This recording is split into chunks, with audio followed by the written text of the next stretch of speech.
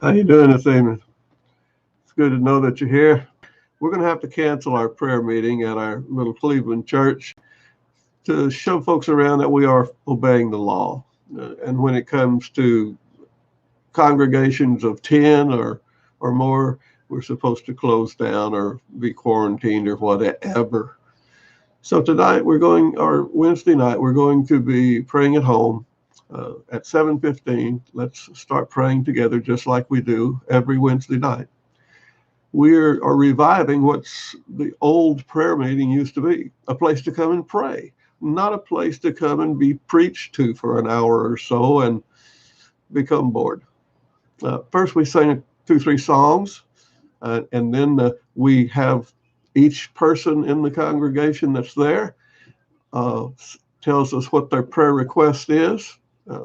I write it down, we remember it, and when we're through with the prayers, and everybody has the opportunity for special requests, even if they don't want everybody to hear it, they raise their hand and just special request. Uh, then we'll all kneel down, and I, as the pastor, will admonish the folks that God is here with us. According to Romans 8, verse 35 through 38, nothing can separate us from the love of Christ. So we're okay. We're seeking Him, according to Hebrews 11, verse 6. We're diligently seeking Him in prayer. When the prayer's open, I usually give them maybe a 5, maybe a 10-minute little sermonette. We like to remember Psalm 91, where He promises us that long as we're following Him and holding on to Him, seeking Him, not being perfect, but if we're doing that, if we're diligently seek Him, He will reward us. And He will reward us with life, and we put our lives in His hands.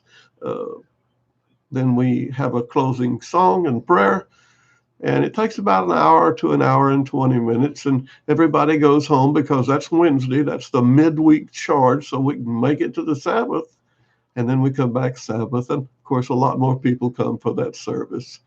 And we try to uplift Christ, make Him the center of our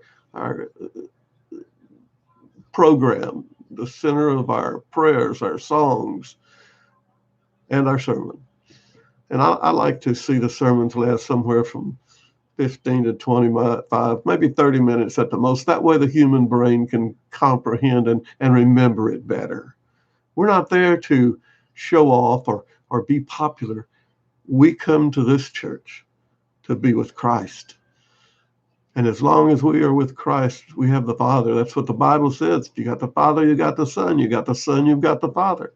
And that's what we're seeking for.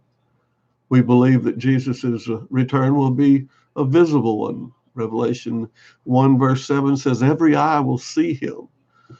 And the Bible cannot lie. Anyway, folks, we're not going to have our prayer meeting on March the 18th because we're going to obey the law. Where 10 or more are, we're not supposed to congregate, and so we're not.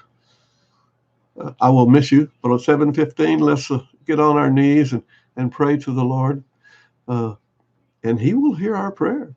He says we're connected spiritually and mentally. He will hear our prayer and He will answer it. So anyway, I wanted to let my congregation know we're not going to have prayer meeting, and for any of you that hear this, reply to it or do whatever you need to do. We're just trying to share on YouTube. God bless you. God bless you.